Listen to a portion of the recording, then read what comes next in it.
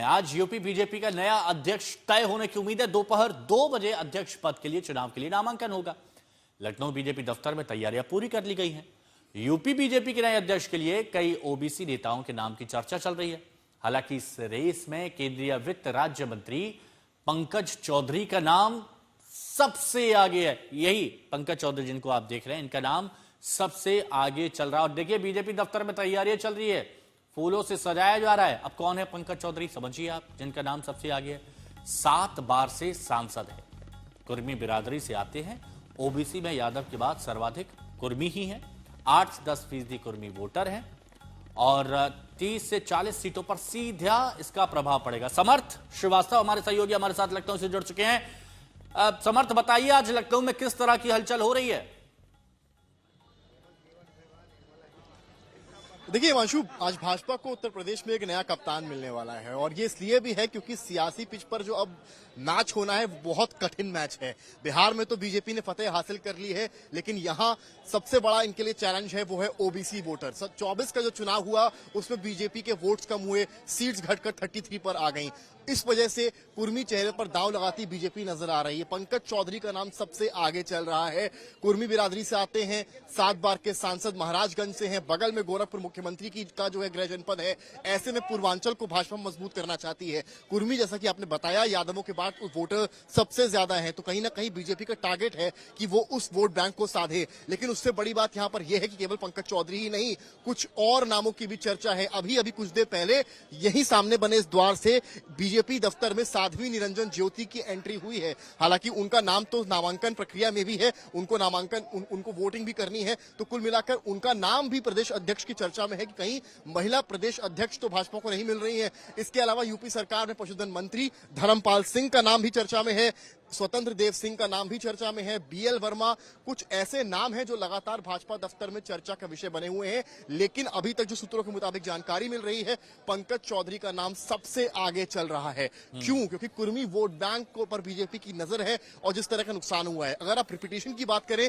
तो केवल कलराज मिश्रा ही ऐसे भाजपा के नेता रहे हैं जो प्रदेश अध्यक्ष के तौर पर रिपीट हुए हैं, वरना कुल मिलाकर निर्विरोधी प्रदेश अध्यक्ष चुने गए हैं। हर बार यही हुआ है। पिछली दफा आपने भूपेंद्र चौधरी को देखा, उससे पहले आपने स्वतंत्र देव सिंह को देखा, उससे पहले केशव प्रसाद मौर्य और उससे पहले सूर्य प्रताप शाही, तमाम नाम हैं। लक्ष्मीकांत वाजपेयी का भी टेन्योर लंबा रहा। लेकिन कुल मिलाकर मतलब समझ कहा जा सकता है कि हर गुणा गणित को ध्यान में रखा जाता है और गुणा गणित को ध्यान में रखने के बाद उत्तर प्रदेश का बीजेपी अध्यक्ष चुना जाता है, क्योंकि सबसे बड़ा राज्य है और सबसे ज्यादा अहमियत भी इसकी है।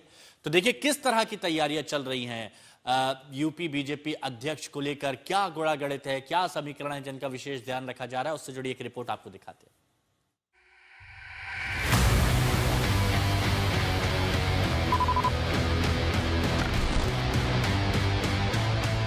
लखनऊ से दिल्ली तक बैठ के चली बीजेपी आरएसएस नेताओं के बीच चर्चाएं हुई, कई नामों पर मंथन हुआ, कई समीकरण पर विचार हुआ और इस सब के बाद जो नाम यूपी बीजेपी के नए अध्यक्ष के तौर पर सबसे आगे बताया जा रहा है वो है केंद्रीय मंत्री पंकज चौधरी का।